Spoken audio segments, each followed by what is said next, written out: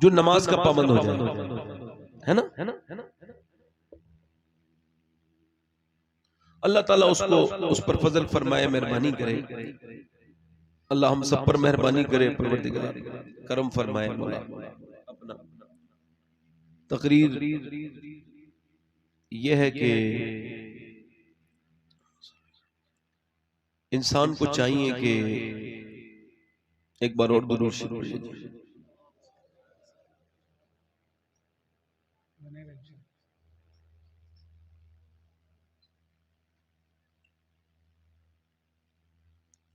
अगर इंसान दुनिया में ईमान के साथ आया है तो ये बहुत बड़ी बात नहीं है। हाँ, अगर वो ईमान के साथ चला भी गया अब बड़ी बात होगी। और ईमान जो है वो किसी के बाप की जागीर नहीं है, ये अल्लाह के फजलो और उसके करम का नाम है। वो जब फजल फरमाता है, रहमत करता है, तो बंदा ईमान के साथ दुनिया से चला जाता है। और अगर वो नाराज हो जाए तो ईमान ही छिन जाता है।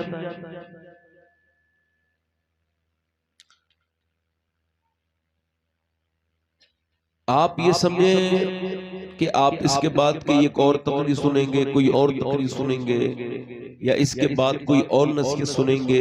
नहीं नहीं, नसीहत तब तक असर नहीं करती जब तक ये न समझ ले बंदा कि ये मेरी जिंदगी की आखिरी नसीहत है। फरमाया गया कि हर नमाज को आखिरी समझ के पढ़ो।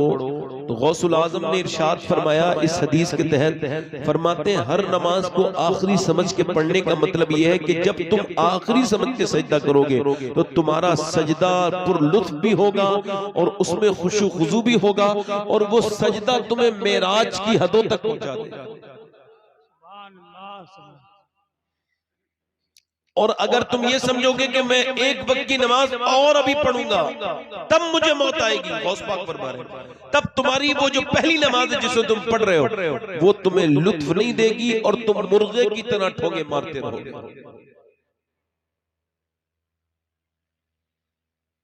हर नमाज को आखिरी समझ के पढ़ो और हर तकरीर को आखिरी समझ के सुनो। आप हज़रात बड़े अच्छे लोग हैं माशाअल्लाह। मैं थोड़ा सा अपनी तबीयत को बहाल करने के लिए नाज़ शरीफ के 2-3 शेर पढ़ देता हूँ। ये मैं अपनी तबीयत बहाल करने के लिए पढ़ रहा हूँ, आपके लिए, चूंकि मैं हुजूर से, सरकार दो आलम से हर मुसलमान मोहब्बत करता है। जब मैं हुजूर को थोड़ी देर याद करूंगा तो जरूर मेरी तबीयत में जो है वो तब्दीली आ जाएगी। चूंकि मुझे थोड़ा सा हर्ट हुआ है, थोड़ी तकलीफ हुई है, इस वजह से वो थोड़ी देर में उसका असर जाहिर हो जाएगा। 2-3 शेर पढ़ता हूँ, जरा दिल लगा के जरा कह दे या रसूल अल्लाह, या रसूल अल्लाह। दोनों हाथ उठा के बोले लब्बैक या रसूल अल्लाह। अच्छा, आप तो अल्हम्दुलिल्लाह बोलने वाले भी हैं, हुजूर की बारगाह में उसको भी बोलते देखा गया है जो बोलने के हुनर से वाकिफ नहीं, यानी जानवरों को बोलते देखा गया, गूंगों को बोलते देखा गया। एक आदमी अपने बैल पर जुल्म कर रहा था, बैल को मार रहा था, मदीने की गलियां थी और वो मदीने में मार रहा था। अच्छा, बैल को मारने वाला भी बैल ही होता है। वो अपने बैल को मार रहा था, बैल को मारते मारते ना उसने ज्यादा मारा। मार क्यों रहा था? वो बैल को सवारी बना के चलाना चाहता था। तो चूंकि बैल बनाया गया है काम के लिए, सवारी के लिए नहीं बनाया गया, तो ये बैल को मार रहा था, वो बैल नहीं चला। फिर इसने और मारा, फिर बैल नहीं चला, इसने और मारा, वो नहीं चला। जब ये ज्यादा मारने लगा ना तो उसी गली से अल्लाह के रसूल का गुजर हो गया। मेरा इमाम कहता है क्या महकते हैं महकने वाले और बू पे चलते हैं भटकने वाले। जब हुजूर का गुजर हुआ ना तो अल्लाह ने उस बैल को अपनी कुदरत से जबान दे दी। वो बोला तुझे शर्म नहीं आती? अल्लाह ने मुझे काम के लिए बनाया, तू मुझ पे सवारी करना चाहता है? उसने कहा हैरत है कि बैल इंसान की जबान बोल रहा है। बैल ने कहा तुझे इस बात पे हैरत है कि बैल इंसान की जबान बोल रहा है, और मुझे इस बात पे हैरत है कि जंगल के सारे जानवर आमना के लाल को अपना नबी मान चुके हैं, तू इंसान होके नबी नहीं मान।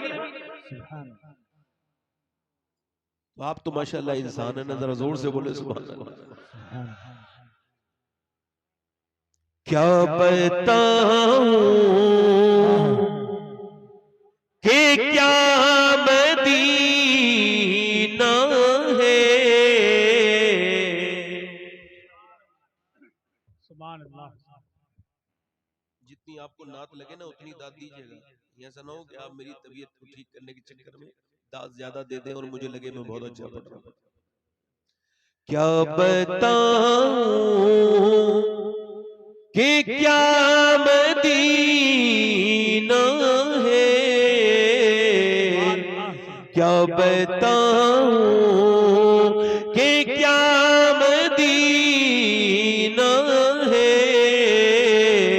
क्या बताऊं क्या बताऊं कि क्या मदीना है, क्या बताऊं कि क्या मदीना है,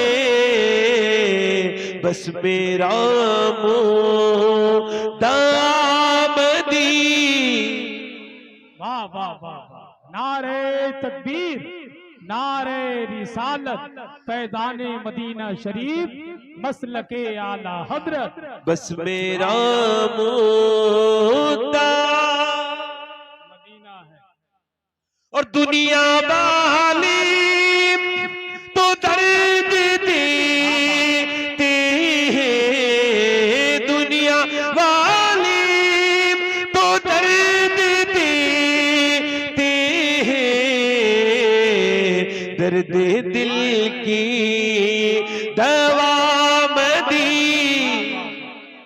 क्या बात है, जिंदाबाद जिंदाबाद। दर्द दिल की दवा, पढ़ो मेरे साथ, पढ़ो ना। दर्द दिल की दवा,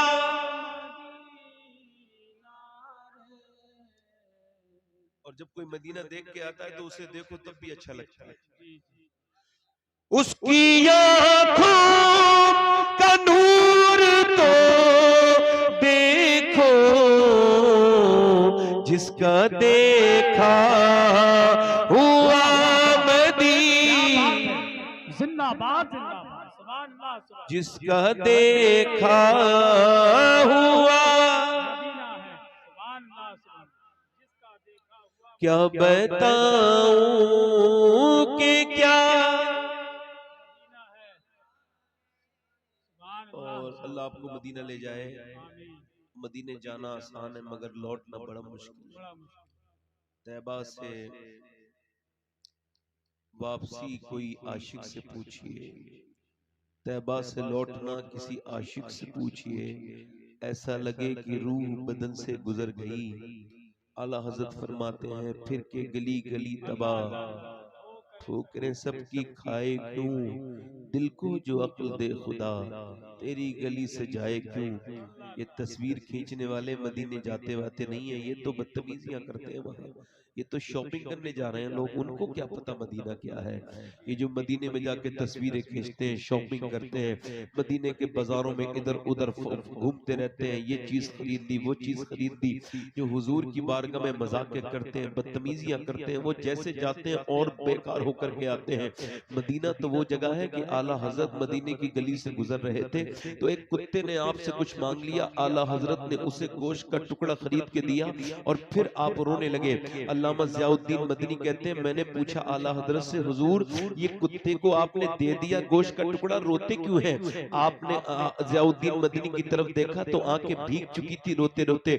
आपने एक शेर कहा अपनी नात का बकता, फरमाते हैं पारे दिल भी न निकला दिल से तोहफे में रजा, इन सगाने कू से इतनी जान प्यारी वाहवा। कहते हैं अहमद रजा ये हिंदुस्तान का कुत्ता नहीं था, मदीने का कुत्ता था। इसका हक गोश्त का टुकड़ा नहीं था, इसका हक तो तेरे दिल का टुकड़ा था कि तू अपना कलेजा फाड़ता निकाल के मदीने के कुत्ते को दे देता। कम से कम मदीने के कुत्ते का हक तो अदा हो जाता, तेरी जान चली जाती मगर यार के महबूब के कुत्ते का तो हक अदा हो जाता।